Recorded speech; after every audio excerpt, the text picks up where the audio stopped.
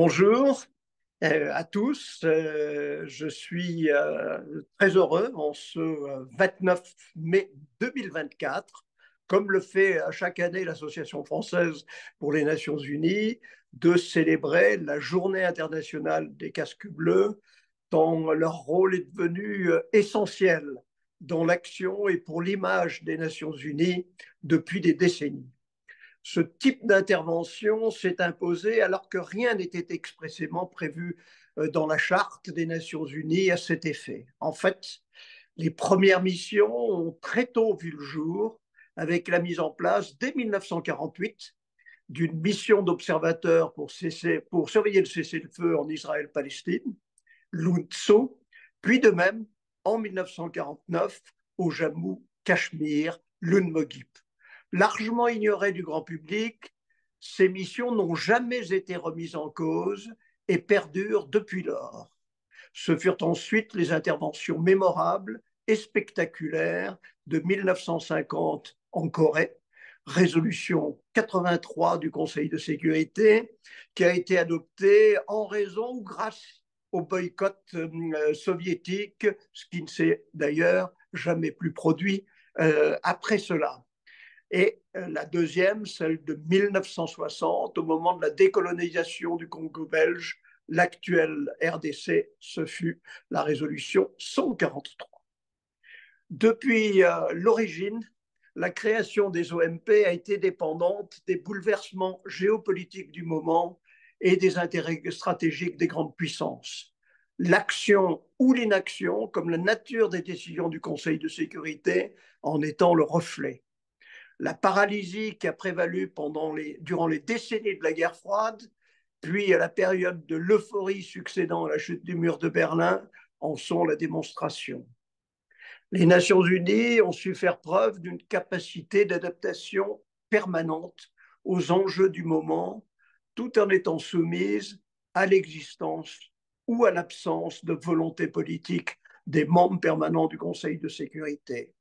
Au fil du temps, les missions se sont progressivement renforcées et élargies, passant de la simple intervention militaire, observation, préservation de la paix, contribution au désarmement, à des actions de nature politique, médiation, dialogue, tutelle même, puis humanitaire, coordination des agences humanitaires et promotion des droits de l'homme, et même sociétale, place de la femme dans les sociétés et protection de l'enfance. J'ai personnellement pris la responsabilité de secrétaire général adjoint chargé du département des opérations de maintien de la paix au début de l'année 1997, dans un moment d'interrogation, de doute et de repli, à la suite de 3 échecs successifs majeurs et de drames, qui sont ceux de la Somalie, de Srebrenica et du Rwanda. Un sentiment de fin de partie semblait s'imposer et je me suis même posé la question de savoir si le rôle du Français nommé à cette fonction n'allait pas être celui de syndic de faillite. Un niveau credo semblait s'imposer qui voulait transférer cette responsabilité du maintien de la paix à des organisations et forces régionales censées être plus efficaces que l'ONU et que les casques bleus. Le moins qu'on puisse dire est que le résultat n'a guère été probant, alors qu'il paraît revenir en grâce aujourd'hui. J'ai très rapidement constaté qu'en réalité, il y avait une très forte demande des pays africains pour un engagement plus fort des Nations Unies sur leur continent.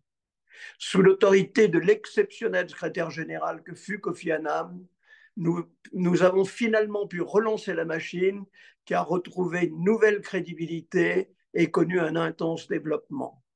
Je signalerai les missions que nous avons alors lancées: Sierra Leone, Libéria, République centrafricaine, République démocratique du Congo, délimitation de la frontière entre l'Éthiopie et l'Érythrée, Haïti, et puis les grandes opérations de tutelle, de recréation ou de création de nouveaux États qu'ont été le Kosovo et le Timor oriental.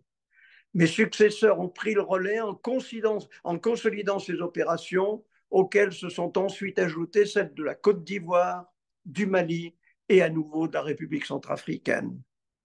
Il importe d'avoir toujours conscience du fait que la présence de troupes ne peut pas, à elle seule, contribuer à changer ce qu'il y a dans les cœurs et dans les esprits. Les haines de nature raciale, religieuse ou ethnique sont souvent enracinées depuis des générations.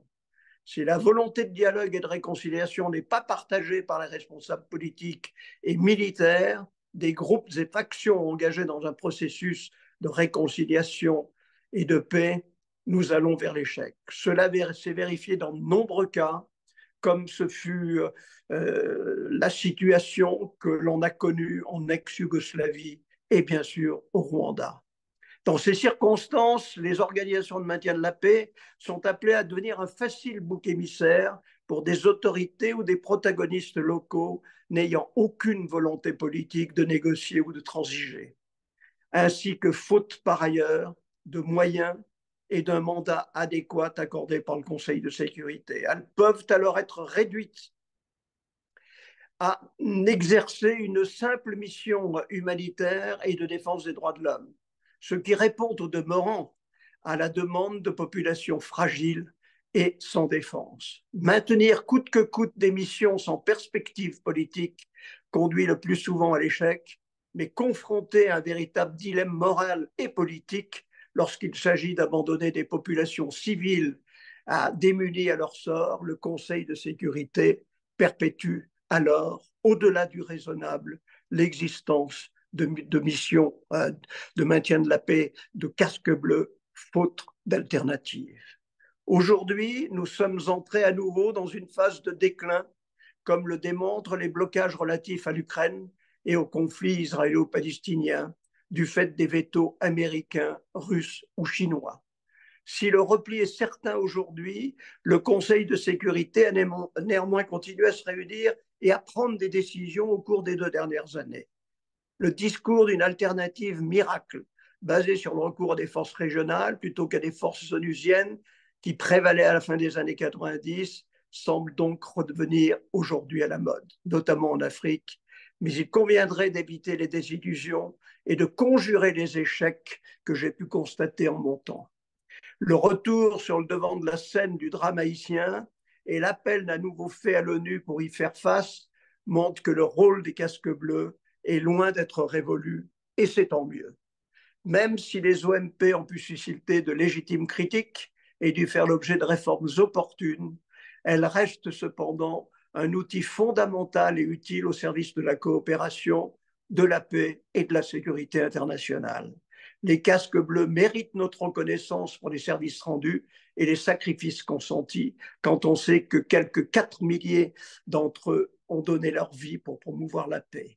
Je conclurai en remerciant chaleureusement les pays contributeurs de troupes et en incitant les grands pays à faire preuve d'une réelle volonté de coopération, de retrouver les voies d'un dialogue constructif, d'un engagement et d'un volontarisme plus affirmés dans la période mouvementée et incertaine dans laquelle le monde se trouve actuellement.